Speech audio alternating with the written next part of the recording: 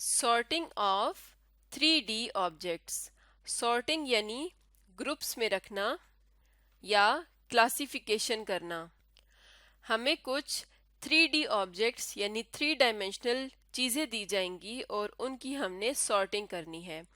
3 dimensional objects ऐसी चीज़ें होती हैं जिन्हें हम हाथ में पकड़ सकते हैं। यानी एक हमारे पास इस तरह की शेप होती है, इसको हम क्यूब कहते हैं। इसमें ये एक बॉक्स की तरह की शेप है और इसकी तमाम साइड्स की लंबाई बराबर होती है।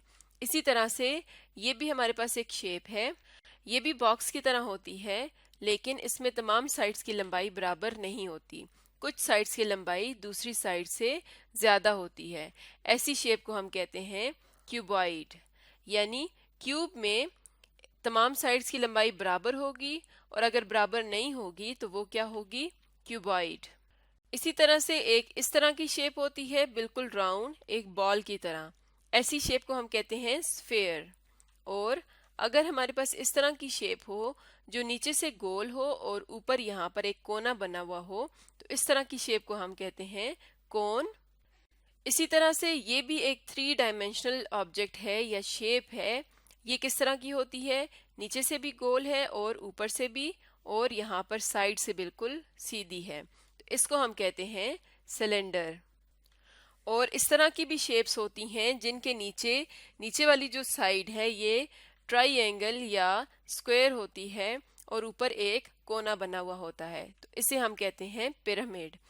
यानी अगर हमारे पास इस तरह की शेप हो कि नीचे से गोल और ऊपर कोना हो तो उसको हम कोन कहते हैं, और अगर नीचे ट्राइएंगल या स्क्वायर हो और ऊपर कोना बना हुआ हो तो इस तरह की शेप को हम कहते हैं पिरामिड।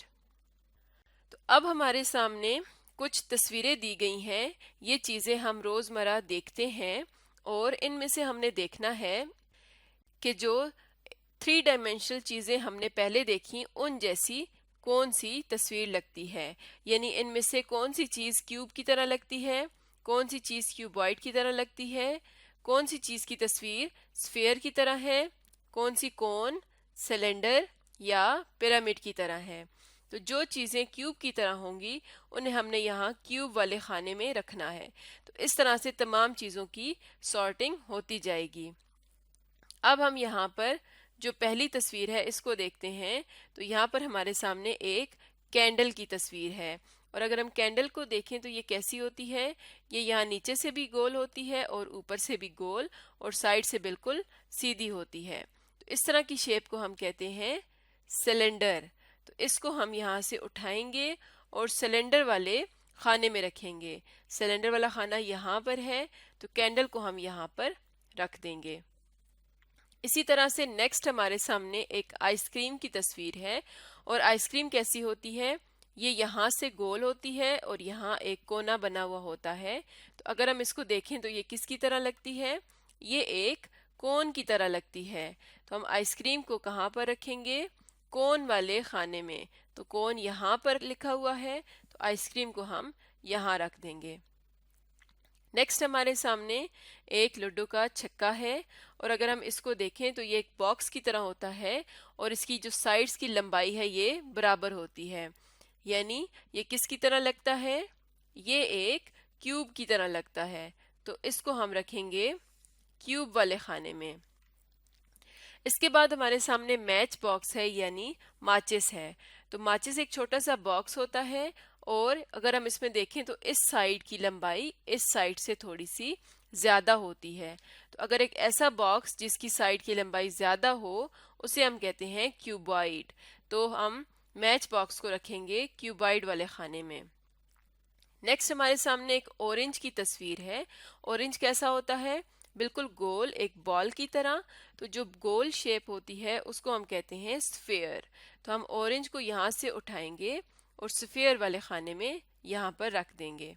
इसी तरह से नेक्स्ट शेप देखते हैं। तो ये एक है स्प्राइट का टिन है, और ये किस तरह का होता है? ये नीचे से गोल होता है, ऊपर से भी गोल, और दरमियान से बिल्कुल सीधा होता है। तो ये किसकी तरह लगता है? ये सिलेंडर की तरह लगता है। तो इसको हम उठाकर सिलेंडर वाले खाने में रख देंगे। इसी तरह से नेक्स्ट शेप देखते हैं। तो ये हमारे सामने ऐसी शेप है जो हमने अक्सर रोड्स पे देखी होगी, और ये कैसी होती है? ये यहाँ नीचे से राउंड शेप होती है और ऊपर एक कोना बना हुआ होता है। और अगर हम इसको देखें तो ये दिखने में कैसी है, ये एक कोन की तरह की शेप है। तो इसको हम यहाँ से उठाकर कोन वाले खाने में रख देंगे। इसी तरह से नेक्स्ट हमारे सामने एक पजल गेम की तस्वीर है। अगर हम इसको देखें तो ये छोटे से बॉक्स की तरह होती है और इसकी साइड्स की जो लंबाई है ये बिल्कुल बराबर होती है। यानी ये किसकी तरह लगती है, ये एक क्यूब की तरह लगती है। तो पजल गेम को भी हम क्यूब वाले खाने में रखेंगे। नेक्स्ट हमारे सामने यहाँ पर ये वाली जो शेप है, इसको अगर हम देखें तो ये कैसी शेप है, ये यहाँ से नीचे एक स्क्वायर की तरह की शेप होती है और ऊपर एक कोना बना हुआ होता है। और इस तरह की शेप को हम क्या कहते हैं, इस तरह की शेप को हम कहते हैं पिरामिड। तो इसको हम यहाँ से उठाएंगे और पिरामिड वाले खाने में रख देंगे। अब नेक्स्ट हम इस शेप को देखते हैं। तो ये कैसी शेप है, ये बिल्कुल राउंड एक बॉल है। तो बॉल कैसी होती है, स्फीयर की तरह। तो बॉल को हम स्फीयर वाले खाने में रख देंगे। नेक्स्ट हमारे सामने एक रेजर है और रेजर को अगर हम देखें तो ये छोटे से बॉक्स की तरह होती है और इसकी इस साइड की लंबाई इस साइड से ज्यादा होती है, यानी ये एक क्यूबॉइड है। तो रेजर को हम क्यूबॉइड वाले खाने में रख देते हैं। नेक्स्ट हमारे सामने एक लॉलीपॉप है और लॉलीपॉप को अगर देखें तो ये ऊपर से कैसा होता है, बिल्कुल राउंड छोटी सी बॉल की तरह, यानी ये एक स्फीयर की एग्जाम्पल है। तो इसको हम स्फीयर वाले खाने में रखते हैं। नेक्स्ट देखें तो यहाँ पर एक बर्थडे कैप की तस्वीर है और ये नीचे से राउंड होती है और ऊपर एक कोना बना होता है। तो ये दिखने में कैसी तस्वीर है, ये एक कोन की तरह है। तो इस कैप को हम यहाँ से उठाएंगे और इसको हम कोन वाले खाने में रख देंगे।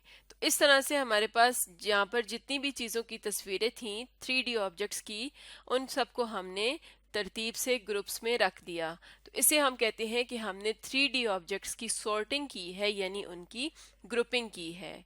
तो आज का हमारा टॉपिक था सॉर्टिंग ऑफ 3D ऑब्जेक्ट्स।